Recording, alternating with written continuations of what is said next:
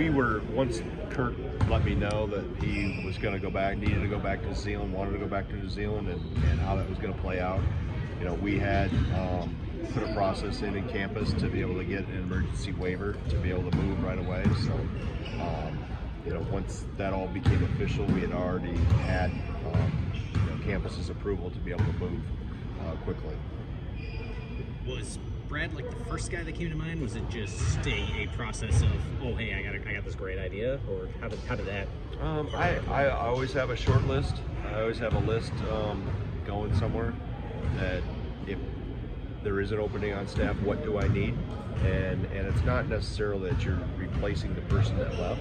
I always evaluate what does our staff need, what does our team need, and there was other people on my list, but Brad was the one that came to mind pretty quickly. What specifically was that thing you were looking for that Brad can bring to the table? Just looking at what our team needed and what, how our staff composition, what else can we add to our staff, and I felt somebody with his background, his youthfulness was important, his experience was important, and I felt that's what would help our staff. We've got a lot of experience on our staff, guys that have been head coaches, have coached a lot, been here a while, so I felt it was important to obviously still be tethered to us in terms of that's really important. We've seen that. You've seen that with the composition of my staff over the years. There's usually a connection, and a lot of it is to people that have been here.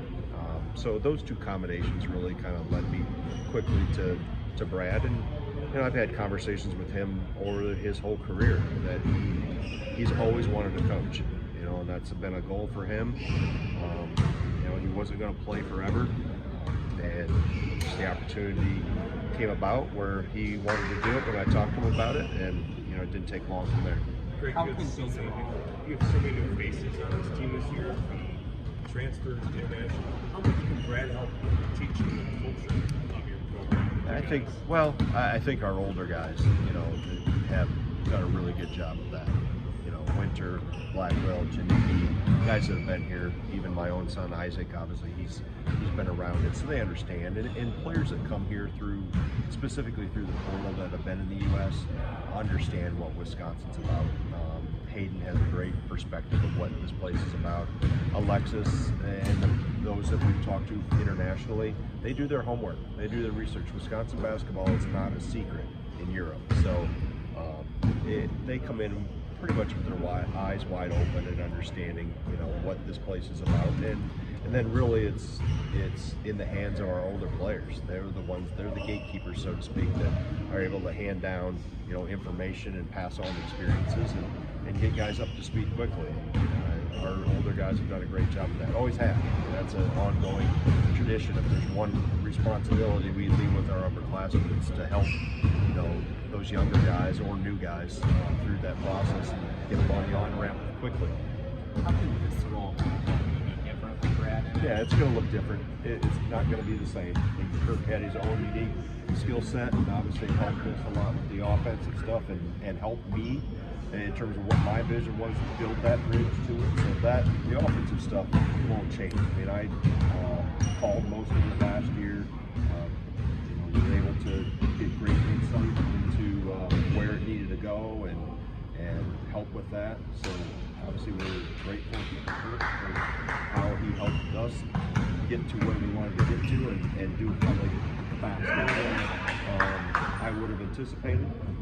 But also, good offense always revolves around good players. I've never seen a good offense have bad players in it. So the credit also has to go to our players. Obviously, a lot of them have graduated, moved on to other spots. But Brad's role is different. Brad brings a different perspective as a player. So I think he can help us in a lot of ways with just helping with communication with players and relationships with players. And I think he'll be dynamite on the road recruiting. He's got a phenomenal personality and a phenomenal eye for talent, and he's a terrific communicator. So, and he's full of energy. And I'd rather have a young coach that you can mold and not have to wind them up. I'm going to have to maybe settle that down a little bit, which I'd much rather have it that way than, have someone that I have to constantly motivate and push. And not that Kirk was great in his own right, in his path of what Kirk did. Brad's going to create his path of what Brad can do as a coach. Still recruit internationally? Oh yeah. That is. It's the way of the world. It's the way of the world, and really, what opens doors internationally? International players coming here, and success, and you're missing the obvious. Winning. Winning, yeah, that's success, and okay, bingo. Okay, NIL. It's not coincidental that the doors open for everybody. Not just talking about Wisconsin. When you look across the country, that's opened the door. Last year you guys made a big effort to, acquire more resources. You said you were able to triple the year before. Where are you guys kind of standing there, and how much growth and what really goes into the process for that guys? A lot of what goes into it is a lot of generosity from a lot of people that really care about this place, that are deeply tied to us. I mean, us meaning the whole program and relationships, and whether it's been personal relationships that I've known forever, or people that have come on board here recently. It's a relationship and the ability to really communicate with people how important that is. So yeah, it's continued to grow. It's grown immensely. I think the biggest question is, where does it go from here now that revenue share is in play, and what is the landscape in addition to revenue sharing? That's the next phase that we've got to figure out. I think everybody across the country is trying to figure that out, but we've had great support, and I can't thank people enough. But it's also been a lot of time, with our staff.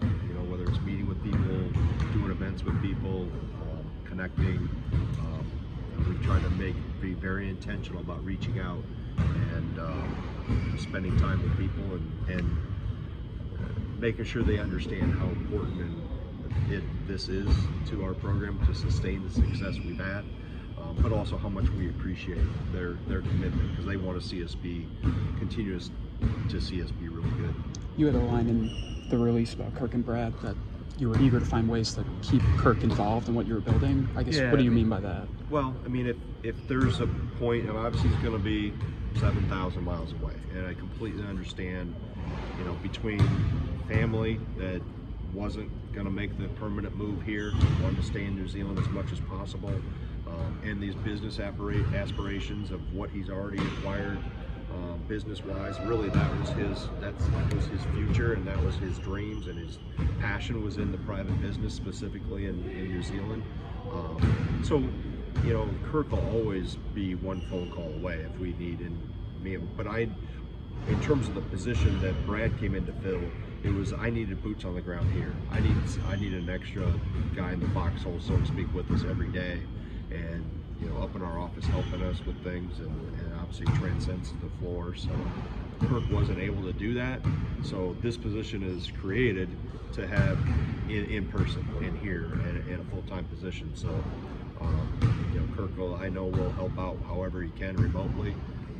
I'm sure he'll be watching practices and watching games, and he knows how to get a hold of me, and I know how to get a hold of him. With Brad, where have you seen him maybe grow the most since his playing career? Well, since his coach been here. Yeah, I mean, I think he's always been mature.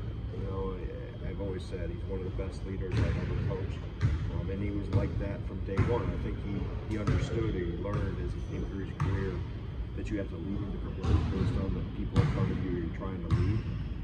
So for him, it's a matter of just continuing to grow that and learn. That's what I talked to him about. It's going to be a lot of learning and soaking, being a sponge, soaking things in, asking a lot of questions. And then you have to, nobody can do it for you. You have to take those steps, right? I remember when I was that age coaching, it was trying to soak in as much as you can, ask the questions, be a really good listener, and then he'll because he's got the other skill sets that I really want, and then he'll blossom into his own role in his own life. doesn't need to coach like me, or doesn't need to coach like Joe or Kirk or Sharif. He needs to coach like Brad to be coach and lead. So. What have you seen from Hayden and Alexis since they've gotten on campus? Yeah, I mean, two guys that if I lined them up and had you watch us play, and you didn't know what year they were in, you would not say freshmen. Just the maturity they play with, you can tell their experience. You know, that's so huge with international recruiting, that the level they play at and the competition they see on a consistent basis, and the training and development they get. I mean, those two guys have come in.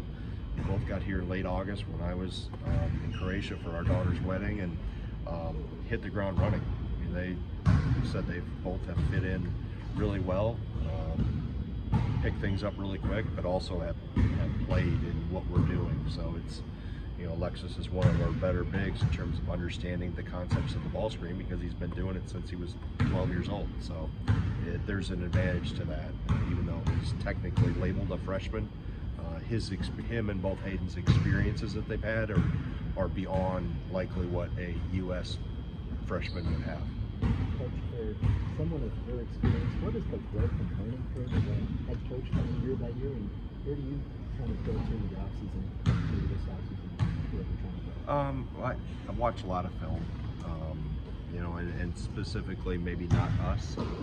I'll go through us after the season and then maybe revisit it again in the fall, like I am now, specific games, and just look at what we were good at, where is the game transcending to, how does this year's team fit into what we want to do, because every team is different. And then you're always, you know, the Rolodex of information is constantly growing, and I'm constantly, you know, I shouldn't say Rolodex because that dates it. I bookmark a lot of things on Twitter, or X, I guess I should say. I bookmark some of those little things you see, those highlights, or little set plays. I don't even know the name of the little dudes that do that stuff. They obviously have a lot of time on their hands to watch that much film, but if I scroll through and I see stuff that I like, you know, I'll bookmark it, and then if you happen to see it in a Badger game, you can probably find it somewhere on Twitter that I stole it from. So the basic concept stays the same. We're just add branches to the tree, so to speak, as the team evolves. I want to see what these guys are good at. This group so far has been really good at just organically playing. I think that's part experience in the system now, part experience of our players we brought in, and then obviously the development that's taken place. So it's a combination. I don't have to call a lot or script a lot with this group. They understand how to play, and I think that's, as a head coach maybe 7, 8, 9 years ago, you felt you had to have a lot of plays, and I still do, but I think you learn that helping players learn how to play and let them play is more important maybe than how many plays you have. I've been accused of having more plays than the Packers, but at the same time you find that balance, I think, in that, and each team's different. Some teams I've had teams where you really have to script it because they couldn't maybe swim on their own quite as gracefully. This group, I think, can go on their own pretty good.